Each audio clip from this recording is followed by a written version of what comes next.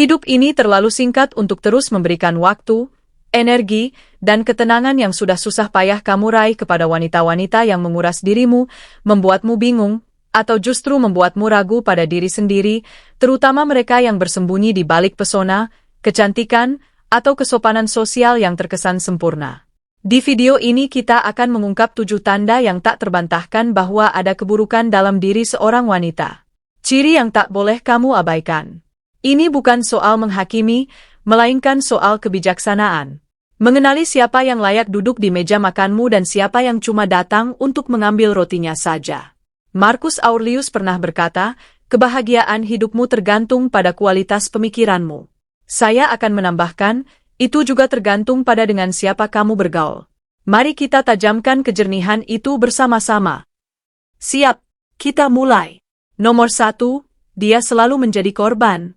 Tanda pertama dari wanita yang bermasalah seringkali luput dari perhatian pria sampai semuanya terlambat. Dia selalu menjadi korban dan maksud saya selalu tidak peduli apakah itu orang asing di toko kelontong sahabatnya selama 20 tahun atau 3 mantan suaminya yang terakhir. Entah bagaimana caranya di setiap cerita dialah yang tersakiti, dikhianati atau diperlakukan tidak adil. Kamu duduk di hadapannya, mendengarkannya, mengangguk, bahkan mungkin awalnya merasa ingin melindunginya. Seretania Terdengar meyakinkan. Ia melukiskan gambaran yang begitu jelas tentang bagaimana hidup tak pernah adil padanya, bagaimana ia disalahpahami.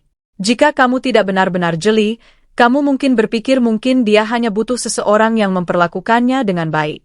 Itulah kail yang membuatmu terpikat. Tapi semakin lama kamu bersamanya, semakin kamu sadar bahwa ini bukan soal luka-luka masa lalu, tapi soal kendali. Saya kenal seorang pria bernama Tom. Orangnya baik, stabil, dan ramah.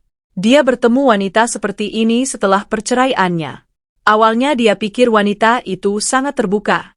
Wanita itu menceritakan semuanya. Bagaimana mantan suaminya berbohong? Bagaimana bosnya menahannya karena bosnya takut pada wanita kuat? Bagaimana keluarganya selalu berpihak pada kakaknya sejak kecil? Tom pun kagum karena menurutnya wanita itu kuat telah melewati semua itu. Namun seiring berjalannya waktu, cerita-cerita itu tak pernah berhenti. Selalu plot yang sama. Semua orang toksik.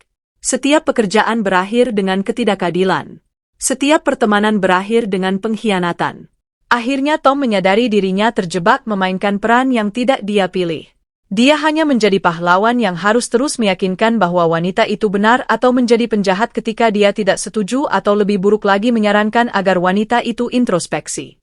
Inilah saatnya jadi berbahaya. Wanita yang selalu memposisikan diri sebagai korban tak akan pernah bertanggung jawab atas peran yang dia mainkan. Dia akan menyusun ulang setiap situasi agar sesuai dengan versi kebenarannya sendiri. Dan jika kamu terlalu dekat, kamu akan terlibat di dalamnya seringkali sebagai sumber penderitaannya berikutnya. Kamu akan dituduh sebagai orang yang mengecewakannya atau tak pernah benar-benar mengerti dia. Ini adalah siklus yang melelahkan. Filsafat Stoik mengajarkan bahwa kita tidak bisa mengendalikan orang lain. Kita hanya bisa mengendalikan diri sendiri.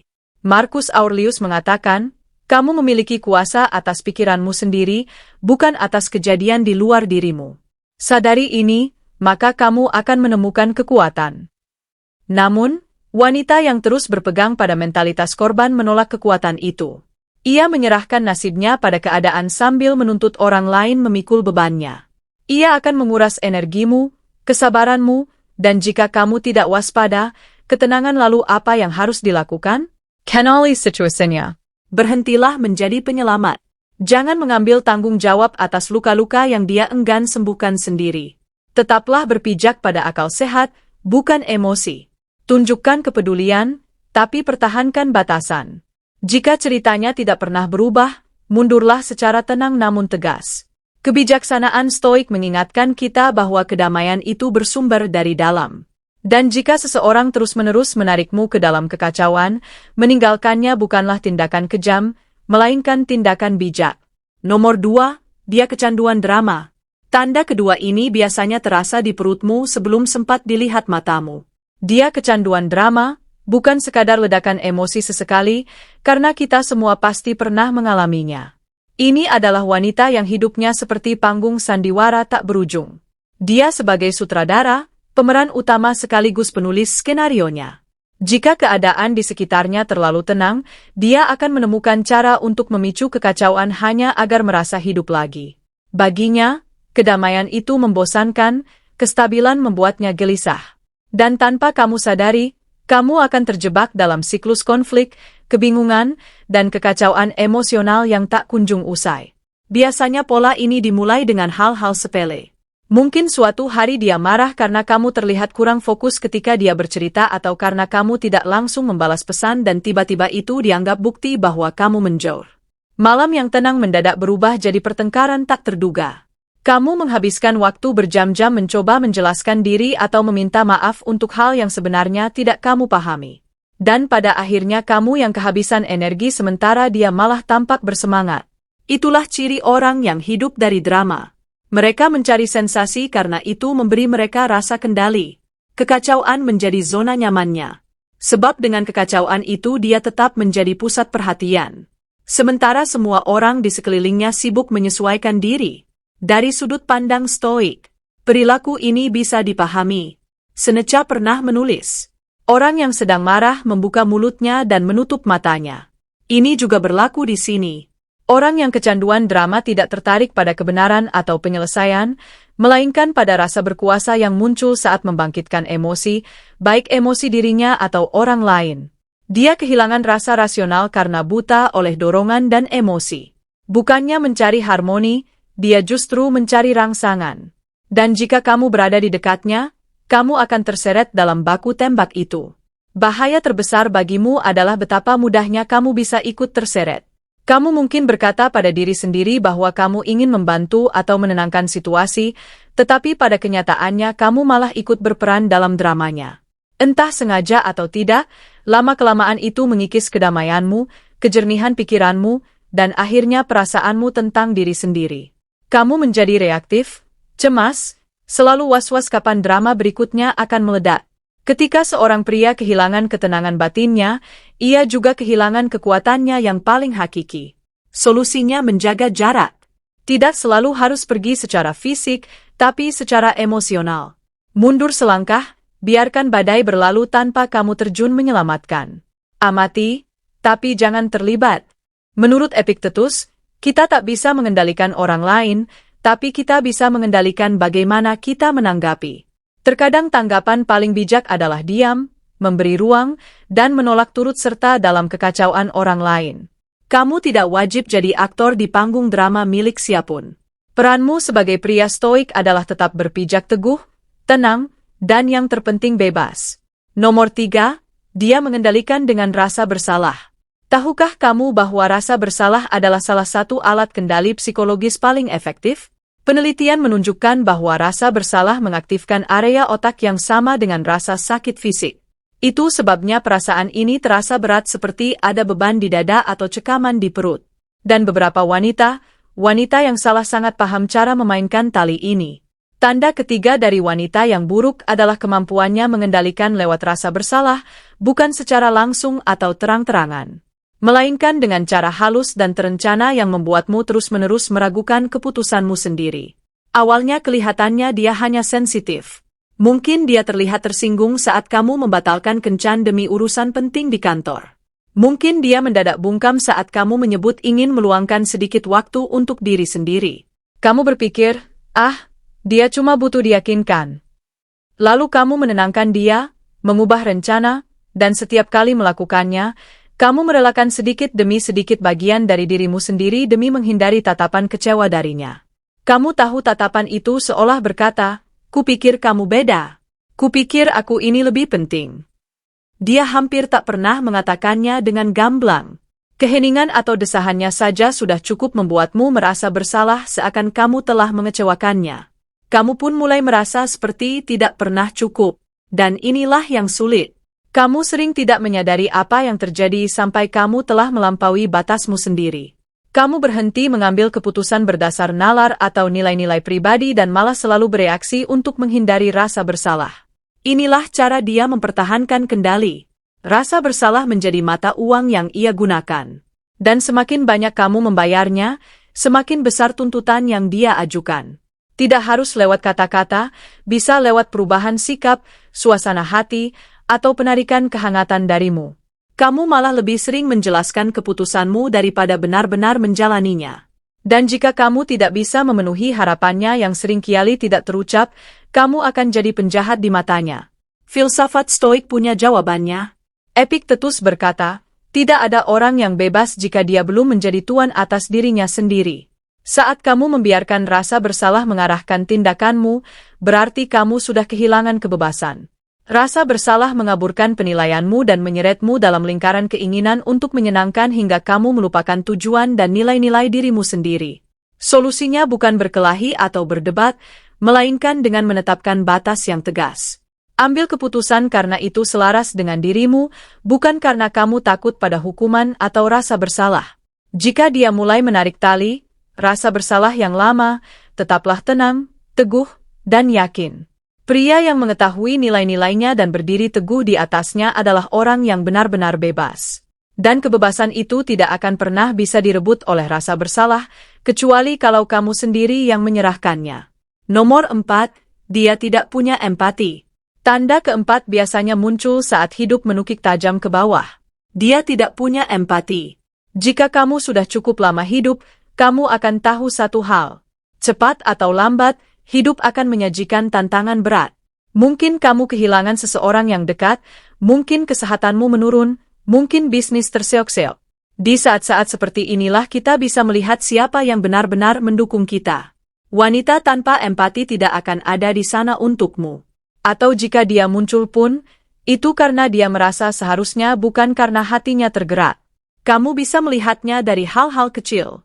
Misalnya, kamu bilang kamu lelah setelah minggu yang melelahkan, dia mungkin melirikmu sekian detik dari ponselnya sebelum mengarahkan topik pembicaraan kembali ke dirinya.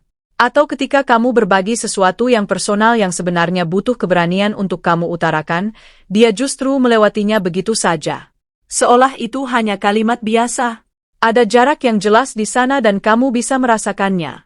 Bukan sekadar dia tidak paham, dia tidak peduli.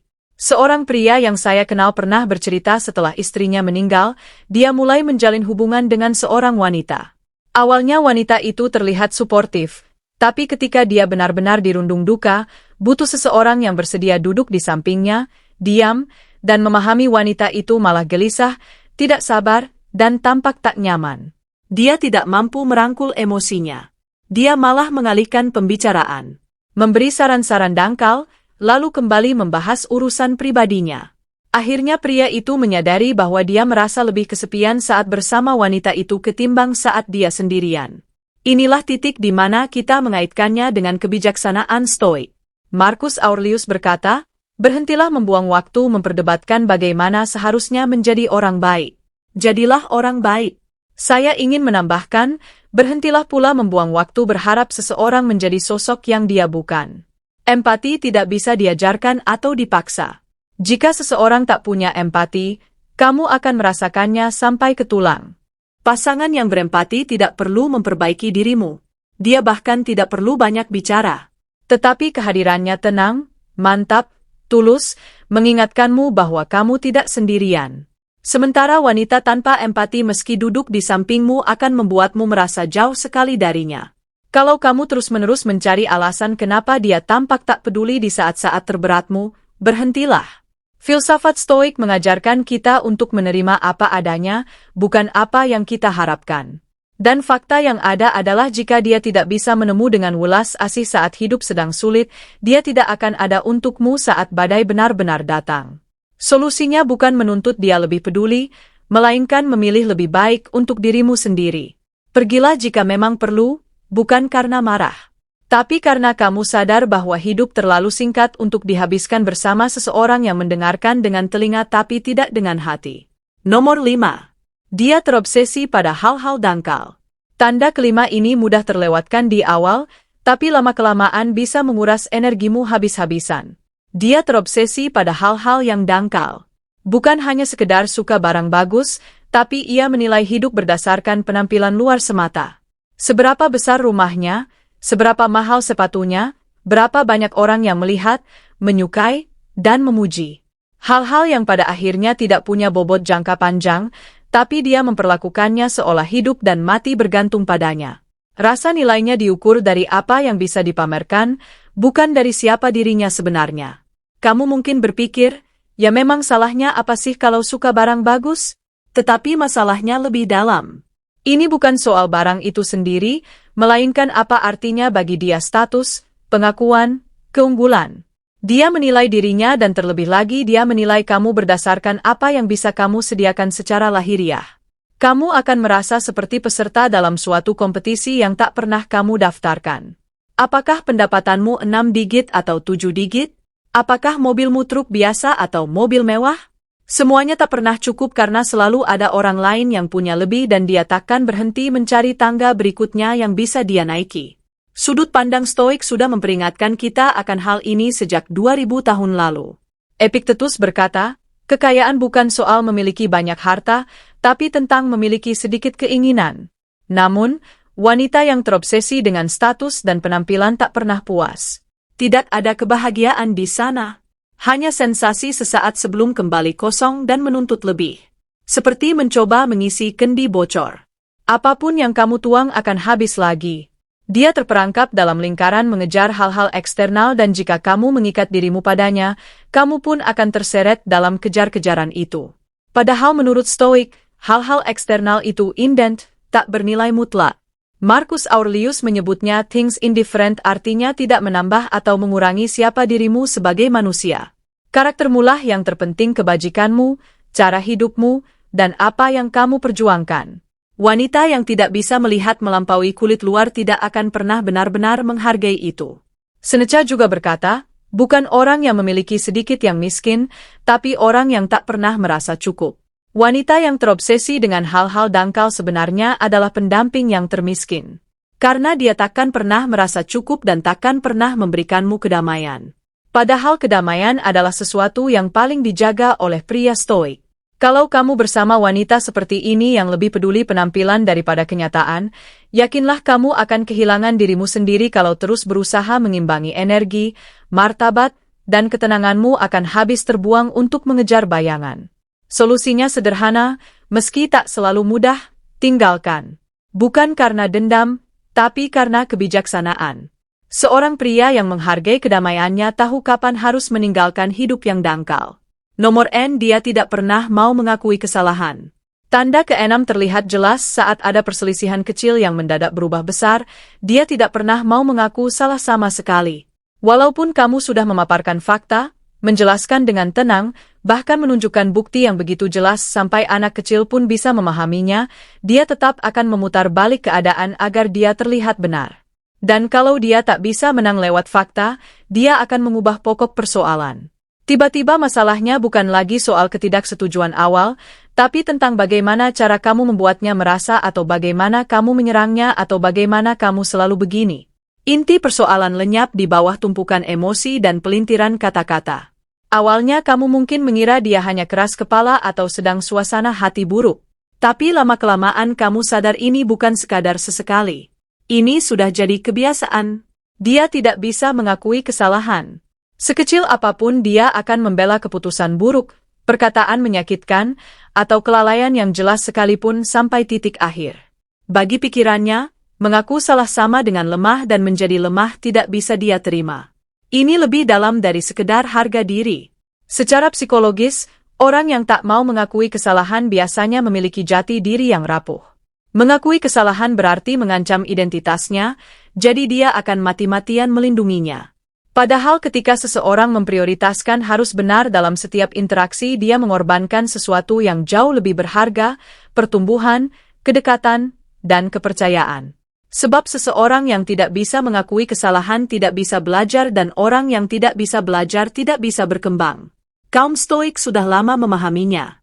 Marcus Aurelius menulis, jika ada yang bisa membuktikan kepadaku bahwa aku salah, aku akan dengan senang hati berubah. Karena yang kucari adalah kebenaran. Itulah wujud kebijaksanaan sejati. Kesediaan menyambut koreksi sebagai peluang belajar, bukan serangan. Jika kamu bersama seseorang yang menolak prinsip ini, maka hubunganmu akan selalu diliputi kecurigaan dan beban untuk tetap rasional selalu jatuh padamu. Itu melelahkan dan menyedihkan. Hubungan seperti ini bukan lagi soal kebersamaan, tapi soal siapa yang memegang kendali. Ironinya, dengan menolak mengaku salah, dia justru kehilangan hal yang oleh Stoik dianggap sebagai tujuan hidup mencari kebenaran. Seorang pria Stoik harus memiliki kejernihan di titik ini. Kamu harus memilih kerendahan hati dan kebenaran dalam hidupmu. Dan pasangan yang melakukan hal sama, bukan karena dia sempurna, tetapi karena dia bersedia menjadi tidak sempurna dan cukup berani untuk mengakuinya. Tanpa kerendahan hati, tidak ada kemitraan, hanya persaingan. Dan hidup ini terlalu